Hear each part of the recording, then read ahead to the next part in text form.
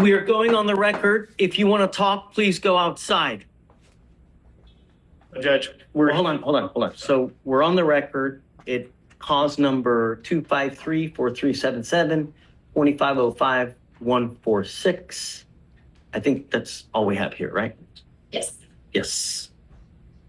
Okay, so guys, for the record, please announce yourselves. State.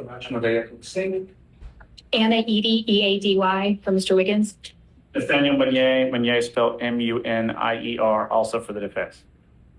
So hold on, before you get into anything, state.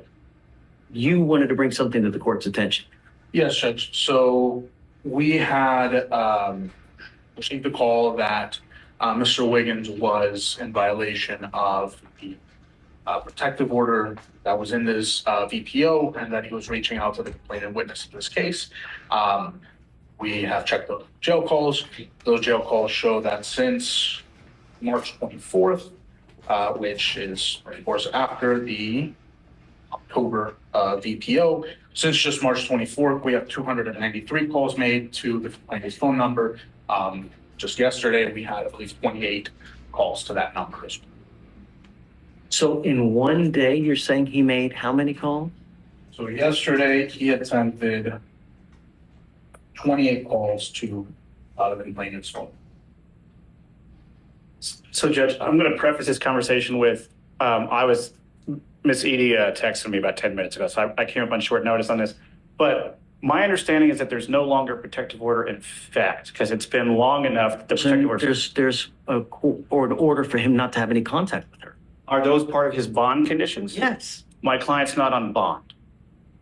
Well, he is not supposed to have any contact with her whatsoever. I understand, Judge, but the way that this court and other courts in the county have structured those conditions have been bond conditions, which my client is not on a bond. He is in custody. He has not broken. I have ordered him, even though he's in custody, not to call her. I understand, Judge. Assuming that he had violated some form of a court order that is not a bond condition, I believe the appropriate remedy would be contempt, and which would be a separate criminal proceeding. At the same time, for Ms. Eady talking to me today, it sounds like that the court was going to order ag-seg in the jail, so the formal... The only way that we can revoke phone privileges on someone is ag-seg. Yes, Judge. My issue with that is it's a hammer when a scalpel is needed. So while I understand that the district attorney's office has alleged that my client is called a victim in this case, there's no protective order in place. The bond conditions are not in effect because he's not on bond, thus no crime has taken place.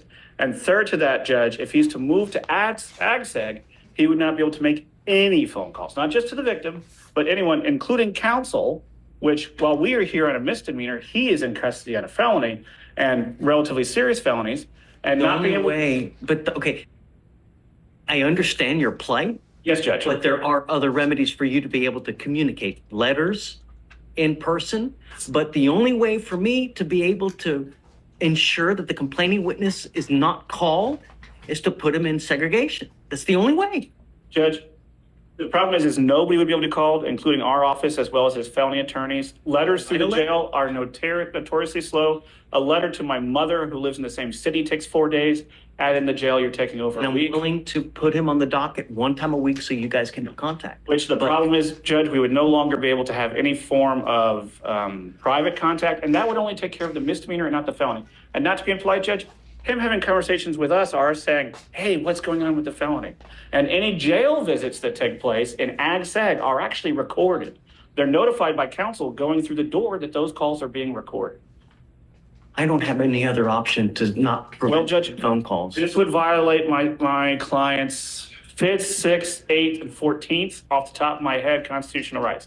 Right, self-incrimination because every conversation is going to be monitored going in and out of the jail because they're going to be recorded via jail visits. He will no longer be able to have private visitation inside the courthouse. You can pull them out. You can have private visitation in the rooms there. It's not about me, Judge. It's about felony court is a serious issue. But that's the. Why are you worried about felony court? Because that's why he's in, Judge. Then that's also in because of ours. Our bonds are at $60,000. I understand, Judge, but the reason that this is taking as long as it is and it's been taken as serious as it is because he's in custody on a felony, and this court making him to where he cannot participate fully with counsel is There are other means for you guys to participate, but I've ordered you not to have contact with her. You've called her now over 300 times. I don't understand why you guys aren't filing additional charges anyways. sorry, Judge, I missed the last statement. I'm The sorry.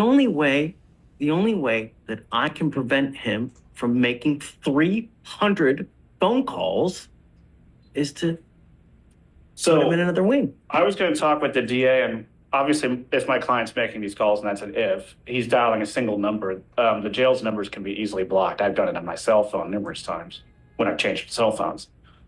Over the weekend, last weekend, I had 15 jail calls from one client. And as annoying as that is, it's very easy to block it on your cell phone. And I assume the victim could do the same. I have not heard anything from the state. Tell the victim what to do, Nathan. I'm not gonna say, can you please block your number so we can't call you? The least restrictive means, Judge, strict scrutiny dealing with constitutional rights. No other way to prevent him from making phone calls. I have acquiesced to you guys before, and I have admonished him before. Please don't. We put you in seg last time. You were there a month. You came here begging and pleading, I'm not going to do it, I'm not going to do it. And now we have 300 phone calls. So I don't know what else to do. But now back in ACSEG. I'm going to sprinkle the word allegedly to the phone calls because it's the kind of thing where records would exist that have not been provided to the defense by the state. Do you have the records? Well, I have them, I just have to I have to do the forms or get them up with the forms, yeah. Okay, so let's set up for a formal hearing because you're right.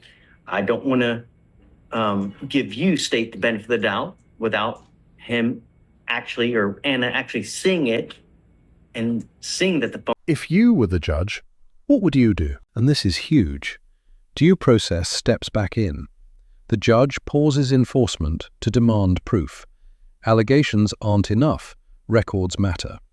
This is the Courtroom Balancing Act.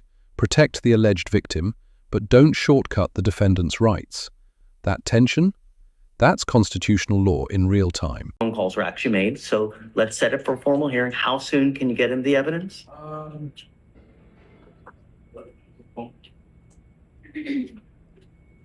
think the last time that I got it could be tomorrow, it'll be a few days. So, I don't know if we want to set it up for next Monday or something like that. I think I should have it by then. This week should support for that. Actually, she's not going to spend those places. And if we could keep him in normal population so that we could visit him, as does his felony counsel, and they could Wiggins, I'm going to have you sign an affidavit from today promising me you're not going to reach out to the complaining witness in this case by any means. If you do, I can have a contempt hearing, and every single time it's punishable by up to 6 months in jail and a $500 fine per the advice of your lawyer. Because he thinks this is the correct avenue instead of AGSEG. Do you understand? No. Don't contact the complaining witness. Don't use anyone else to contact the complaining witness. Don't use anyone else's number to contact the complaining witness. I'm going to rephrase what he just said. That means calls going through third parties. So if you call mom and have mom call her, that's against the rules. If you call mom and have mom forward the call, that's against the rules, et cetera, et cetera. Yeah. Okay.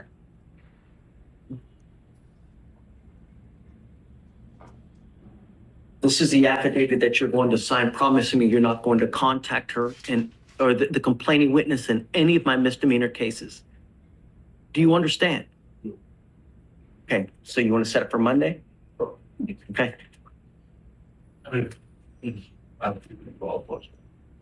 But just get it as soon as you can, get it to them. Have a hearing on Monday to see whether he's actually making the phone calls that we ordered him not to.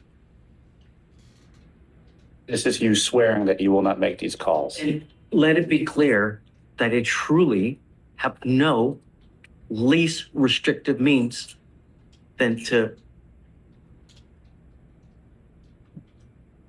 deny his ability to make phone calls to the complaining witness. There really is no less restrictive means. Judge, my understanding is that the jail can prevent Mr. Wiggins' SPIN number from calling. In the last time, he used someone else's PIN number to make the phone calls. That was last. So, Yeah. well, we'll see this time. I don't know.